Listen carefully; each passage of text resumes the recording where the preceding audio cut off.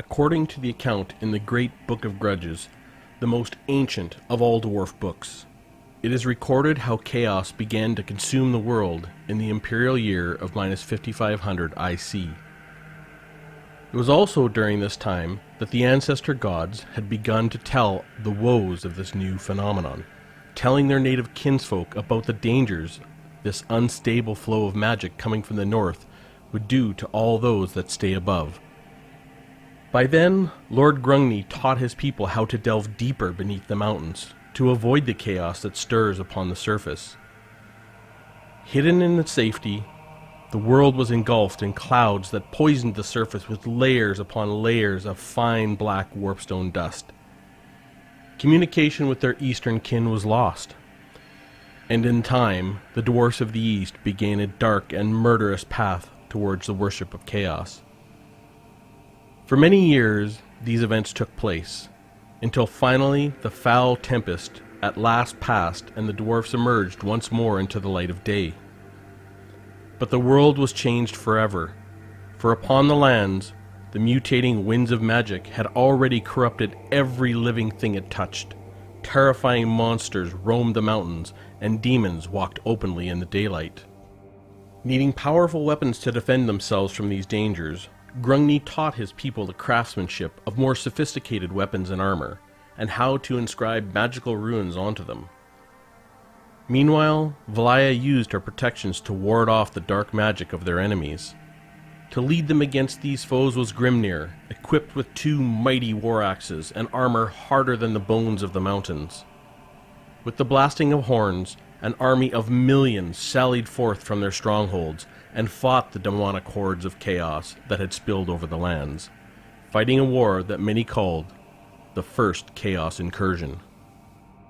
It was during this campaign to rid the mountain realms of chaos taint that the dwarfs first came into contact with the elves of Ulthuan, after Lord Grimnir was leading an army into the lowlands, chasing a band of chaos marauders all the way to the coast. The elven fleet, under the leadership of Kalidor Dragontamer, was blown off course when they came to the old world in hopes of finding out the source of the chaos magic that seeped through the world. They were met with mixed suspicion and respect, but when a larger force of beastmen arrived, they were promptly smashed between Kalidor's magic and Grimnir's axe-wielding troops. Because of this, they knew they were on the same side of this conflict. From Kalidor, the dwarfs learnt of the great Phoenix King, Anarion the Defender, and his struggle to free the far lands of Ulthuan from the grip of chaos. From Grimnir, Kalidor learnt how the great tempest from the north had preceded the coming of chaos. With this information, Kalidor realized that a chaos gate had opened somewhere within the old world in the north, and only when it was closed could the tides of chaos be stemmed. Kalidor thanked Grimnir and returned to Ulthuan to consult with the Phoenix King and hatch a plan that would stop the chaos incursion. Before each of them left, as a sign of friendship and goodwill, they exchanged gifts. Grimnir presented the wizard with a runic amulet of colossal power, and in return, Kalidor gave the dwarf god the glistening crystal of fire, which still today resides in the vaults of Karaz-Karak. The respite won by Grimnir and his innumerable armies was hard won, and a brief calm was instilled throughout the old world.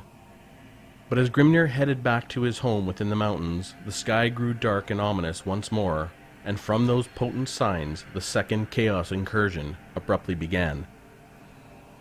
This time, however, the winds of magic had grown to critical levels, and soon demonic hordes beyond counting began to spill relentlessly across the lands of the old world.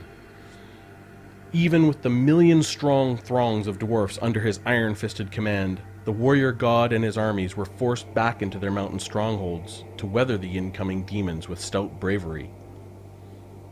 In time, many impenetrable holds were crushed beneath their horrific advance, and in grim determination the warrior god decided to take a more direct action. Though Grungni had told him that should he go upon this journey he would surely die, the stubborn Grimnir snarled at his remark, and said that it was worth the risk should it help to save their people. The great warrior god ritually shaved his head, save for a single defiant crest that would later be adopted by the fearsome Slayer cult many centuries later. Leading a small group of hardened warriors, Grimnir fought through many dangers until they reached the foothills of the Middle Mountains. It was here that Grimnir commanded his followers to return home, and bestowed upon his only son Morgrim one of his legendary axes.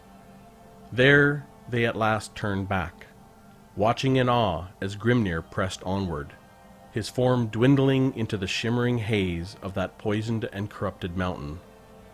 It was said that Grimnir stood upon the third Chaos Gate within the heart of that very mountain, and fought the numberless hordes of demons back until the vortex upon Ulthuan was finally completed, saving the world from the threat of chaos for centuries to come.